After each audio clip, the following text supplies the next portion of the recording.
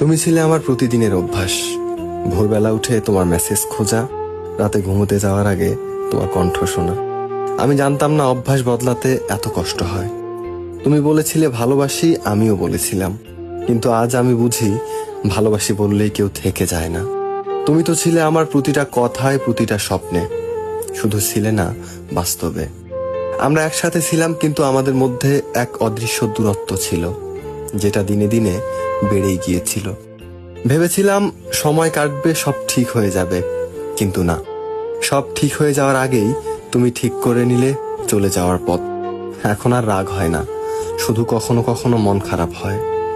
ভালো থেকো বলার সুযোগটাও পাইনি। তুমি চলে গেলে আর আমি পড়ে রইলাম অসংখ্য প্রশ্ন নিয়ে। কোথায় ভুল হলো? আমি কি খুব কম ভালোবেসেছিলাম, নাকি খুব বেশি? তুমি আজ কার সঙ্গে হাসো আমি জানি না। আমার কথা কি তোমার একটুও মনে পড়ে? আমি কিন্তু এখনো মাঝে মাঝেই তোমাকে মনে করি। হয়তো ভুলে যাব একদিন, কিন্তু আমি আজও বলি, তুমি যদি ফিরে আসতে, আমি এবারও কিছু বলতাম না, শুধু তোমার দিকে তাকিয়ে থাকতাম চুপচাপ।